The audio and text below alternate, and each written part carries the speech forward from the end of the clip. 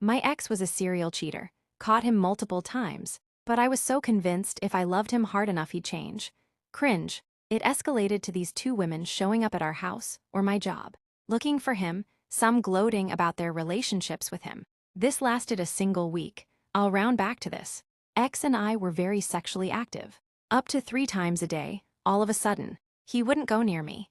It was so weird because normally if I said no, I'd be read the riot act, and I stayed. Cringe. He vehemently refused to have sex with me. Refused to touch me at all, which was nice. Don't get me wrong, but so abnormal. He then asks me if I can start sleeping in the guest room. Because he drools a lot, that goes on for a solid month. He's not leaving the house as much. He's not blowing up as much, not hitting the bar like he used to, and I'm just so confused. One morning, there's a ton of knocking on my door. So this is confusing. It's my ex's best friend's brother's girlfriend. She looks so rough and upset. So we sit on our porch and talk, and she asks how much of a hit my relationship with ex has taken.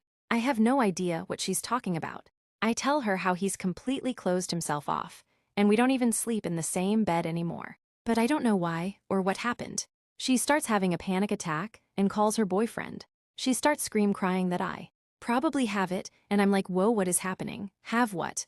Turns out the women who were harassing me that week were not just sleeping with my boyfriend, but were also supplying him with drugs. My ex, his best friend, bestie's brother, and girlfriend were all sharing utensils one night with these two women. There was sex between some of them, or all of them at some point. They all contracted hepatitis. They were looking for money he owed them, and also to tell him the good news. They managed to catch up with him after a week of evasion. I about threw up after hearing everything laid out. I ran. I immediately got tested for everything and the kitchen sink. Luckily, from previous employment, I am vaccinated for Hep B clean bill of health everywhere else. Although that was the worst time of my life, for many abhorrent reasons. His distance and coldness at that time is one of the only things I'll give him credit for. The woman who had hepatitis knew she had it. That was a lot for people to deal with when that came out. There's no telling how many people she has gotten sick. She actually died not too long after all this from an overdose.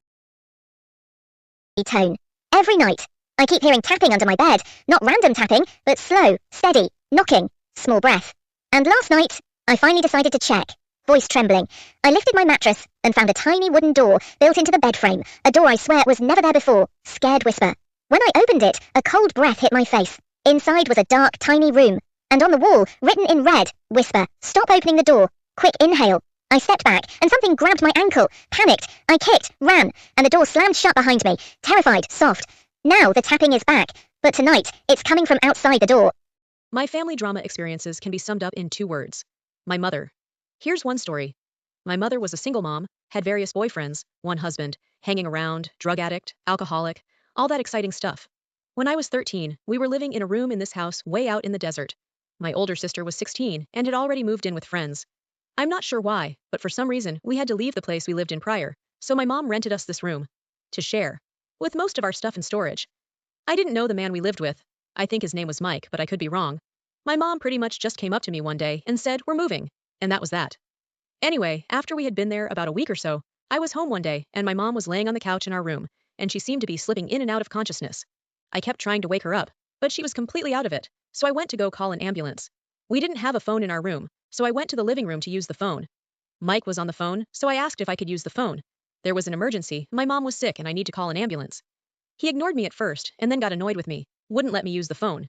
So I took off on foot down to the nearest grocery store, probably the equivalent of several city blocks, and used the payphone. By this time I was so panicked that I couldn't even remember the address, so I called a friend of my mom's, and she said she would call an ambulance. She said to stay there and wait, and she would pick me up. By the time she came to pick me up, the ambulance had already come to take my mom to the hospital. I went with her to her house, thinking that once my mom got out of the hospital, she would come and get me. Well, she didn't. She left the hospital against medical advice, and, to my knowledge, did not contact her friend. To this day, I honestly don't know what was wrong with her. She has said it was a drug overdose, Valium mixed with alcohol no doubt, and then other times she said she had a stroke. She lies all the time, and she's crazier than a loon, so I'm sure I'll never know the truth. After a couple of weeks, with still no word from my mom's friend told me that I could no longer stay with her. I had to find another place to live. I called my sister to see if I could stay with her, but her friend's mom said no. She already had 2 kids, and plus my sister, so she had no room for me. My sister contacted my aunt and uncle, who I hadn't spoken to in probably a year or more. Due to my mother and some other dramatics, I'm sure. They agreed to let me stay with them.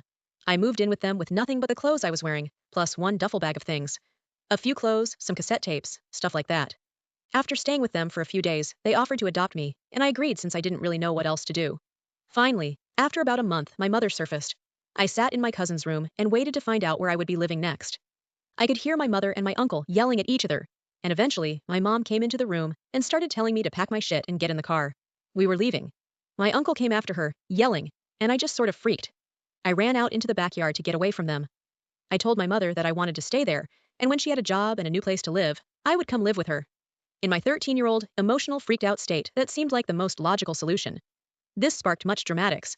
My mother accusing me of abandoning her, saying things like, "I've never been good enough for you," etc., etc. Basically acting like she was the victim and I was a horrible person for abandoning her in her time of need. Finally, she gave me an ultimatum. Either go with her now, or never see her again. I chose to stay. I really figured she was bluffing. Eventually she left, and I didn't hear from her for a really long time. I started thinking that perhaps she was serious, and that I would never see her again. Then I got a letter from her, when I was about 15 years old. It was about 4 to 5 pages long, and it was all about how she forgave me for abandoning her. I tore it up and threw it away. The drama goes on further, but this is already intermaterial, so I think I'll stop here. Yay for family drama.